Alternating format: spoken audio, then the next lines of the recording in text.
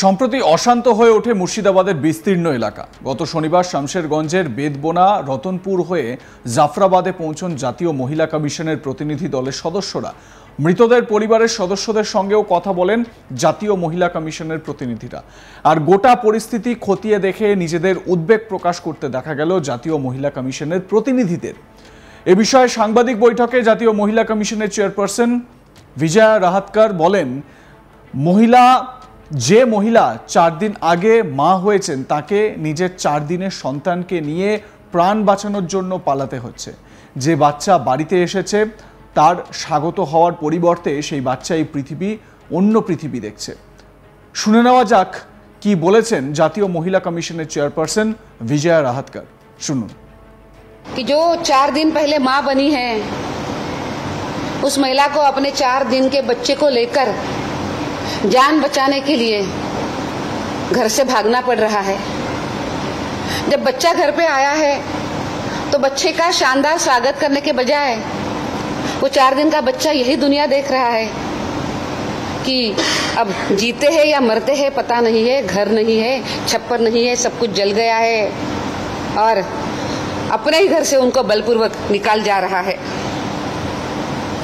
ऐसी अनेक घटनाएं मैंने यहाँ पे देखी है।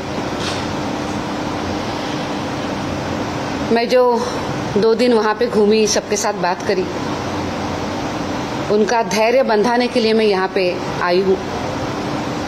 मैंने उनको साथ बात करी है, उनको धैर्य देने का प्रयास भी किया है और मैंने उनको ये भी कहा है कि पूरा देश आपके साथ है, आप अकेले नहीं है।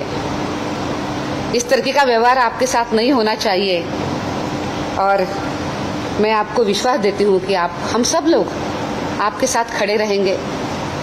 जो आपका मन टूटा है, जो तकलीफ आपकी हुई है, इसमें हम आपके साथ हैं। अपना मनोधैर्य आप गिरने न दे, ये भी हमने उनको कहा है। मैं आज पश्चिम बंगाल की सरकार को मैं तत्काल और दृढ़ता के साथ कार्रवाई करने का मैं आग्रह करती हूँ। जैसे मैंने पहले कहा कि ये हमारे अपने लोग हैं, अपनी बेटियां हैं, पश्चिम बंगाल की बेटियां हैं, बहू है, इनके साथ आप डट के खड़ा रहिए। इनकी जो तकलीफें हैं उस तकलीफों को आप समझ कर लीजिए और उसी के साथ साथ उनको न्याय मिलने के लिए आप तत्काल उस व्यवस्था को आप बनाइए।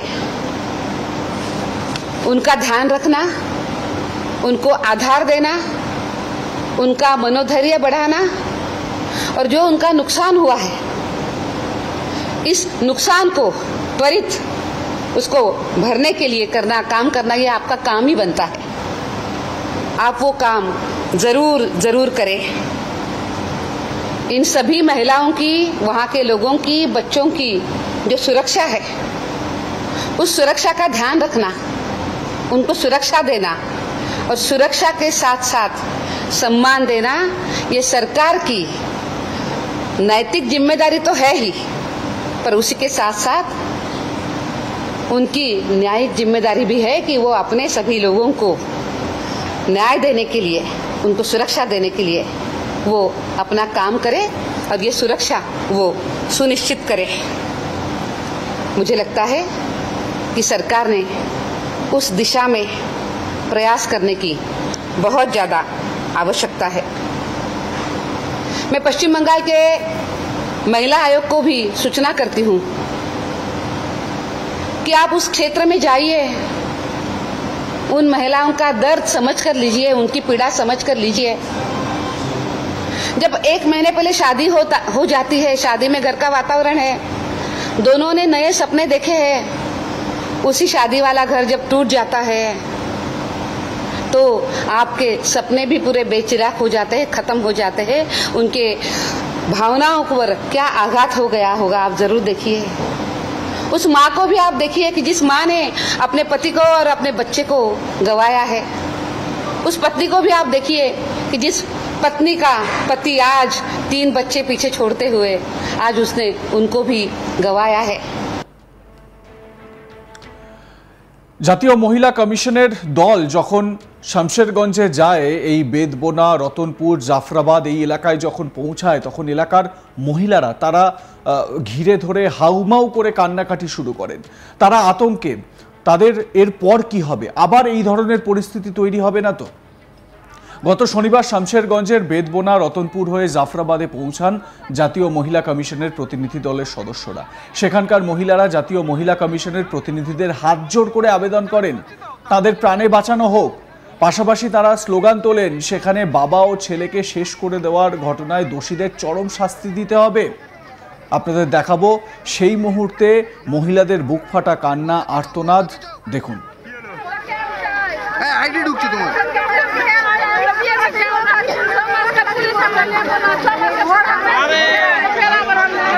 ছবিটা হবে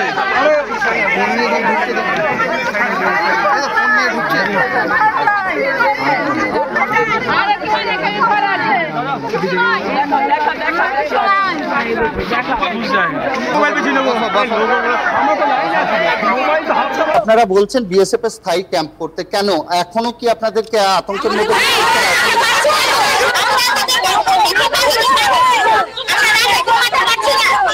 দেখো, একটা আতঙ্ক এদের মধ্যে কাজ করছে। এখনো পর্যন্ত তারা চাইছে যে স্থায়ী বিএসএফ ক্যাম্প হোক। তাদের সর্বস্ব খুঁয়ে গিয়েও এখনো গ্রামে থাকার জন্যই তারা এই দাবি রাখছে কেন্দ্রীয় সরকার এবং প্রশাসনের কাছে। তারা যে জাতীয় মহিলা কমিশনের টিমে ছিল তাদের কাছে বারবার একই অনুরোধ করে দিয়েছেন যে বিএসএফ ক্যাম্প যদি স্থায়ীভাবে বসে তাহলে তারা থাকতে পারবেন, কারণ তারা অনিশ্চয়তার মধ্যে বাস করছেন। কেন্দ্রীয় ফোর্স এখনো মোতায়েন হয়ে আছে, গ্রামে টহলদারি চালাচ্ছে, গ্রামে পিকেট বসে আছে, কিন্তু এই কেন্দ্রীয় বাহিনী যদি উঠে যায় তাহলে হয়তো আবারও একই ঘটনা ঘটতে পারে, সেই আশঙ্কাই করছে এলাকার বাসিন্দারা। কি পরিস্থিতি আপনাদের, কি পরিস্থিতি বিএসএফ ক্যাম্পে?